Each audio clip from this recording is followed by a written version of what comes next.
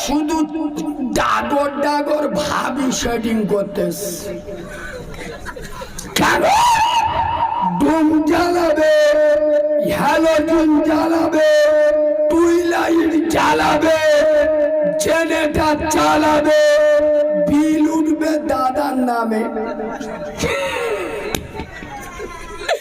যারা বোঝার বুঝে গেছে, এই ঠিক বললুম না ভুল বললুম?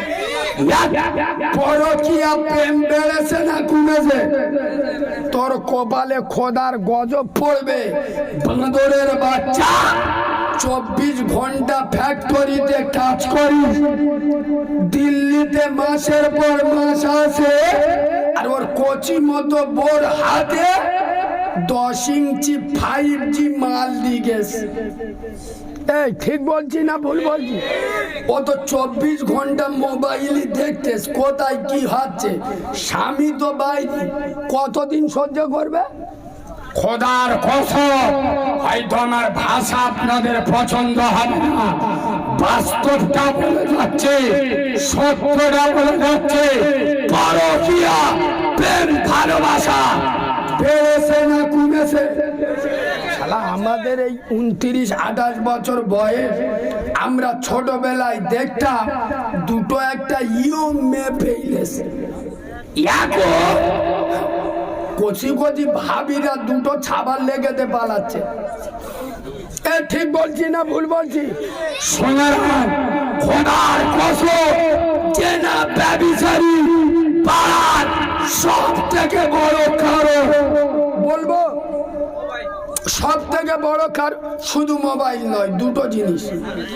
মোবাইল তো আছে, মোবাইল তো আছে, সব থেকে বড় যেটা কারণ, আমার পাশে আপনাদের ইমাম ভালো আলেম বসে আছে, জিজ্ঞেস করেলেন, এই বাবু, রাসূলুল্লাহ বলে যাচ্ছে তোমরা বিয়েটা সহজ করে দাও। কি করে দাও? তাহলে জেনা কমে যাবে। সত্য কথা বলুন, এখন বিয়ের দাম বেশি না জেনার দাম বেশি? উল্টো আছে। 500 টাকা দিলে জেনা করা যায় না? যায় না? এখন তো আবার ফ্রি অনেক জায়গায় হচ্ছে। খোদার কসম, আর এখন বিয়ে দিতে গেলে কম করে 20,000 টাকায় কিছু হবে। ঠিক বললুম না ভুল বললুম? কিন্তু রাসূলুল্লাহ বলে যাচ্ছে তোমরা বিয়েটাকে সহজ করে দাও। আরে আপনার মেয়েকে বিয়ে দেবে, জামাই দেখা কমপ্লিট, ছেলে মেয়ে, ছেলের বাম্মা, মেয়ের বাম্মা, ভাই বোন নিয়ে মসজিদে চলে যান, ইমামকে ডেকে বিয়েটা পড়িয়ে নেন। খোদার কসম, ওর বিয়ে দুনিয়ার সব থেকে পবিত্র বিয়ে। আচ্ছা, আমি কি বাজে কথা বললাম? কথা বলুন, বাজে কথা বললাম? যে বিয়েতে আমি নিচে কেতাবে পড়েছি, যে বিয়েতে খরচ যত কম, সেই বিয়ে ততটা বরকত। সুবহানাল্লাহ বলো। এখন মুসলমানের বাচ্চা মোল্লাদের বেহলি বুঝতে পারবেন না, মোল্লার বাচ্চা না কাউরার বাচ্চা। ঠিক বললুম না ভুল বললুম? হিজড়ে এনে নাচাচ্ছে, গায়ে হলুদ হবে পেটাসা বলে, কচি কচি ভাবিরা হলুদ মেয়েকে দিচ্ছে। খোদার কসম, ওর পেট দিয়ে আল্লাহর ওলি আসতে পারে না। সমাজে মদখোর, সুদখোর, জেনাখোর, বেনামাজি, বেরোজগার, পুরো গোটা সমাজ ভরে গেল। বলো মুসলমানের বাচ্চা, রোগ হিসেবে ওষুধ দিতে হবে না? হবে না? তাহলে সমাজে যেই রোগ হয়েছে সেই রোগের ওষুধ দিতে হবে না? হবে না? নামাজ পড়ে না লজ্জা লাগে না? মৌলবি বলবে বেনামাজি জাহান্নামে যাবে, অমনি লজ্জা লাগবে। নামাজ পড়ে না খারাপ লাগে না, মৌলবি যদি বলে বেনামাজি জাহান্নামে পুড়বে, অমনি খারাপ লাগবে।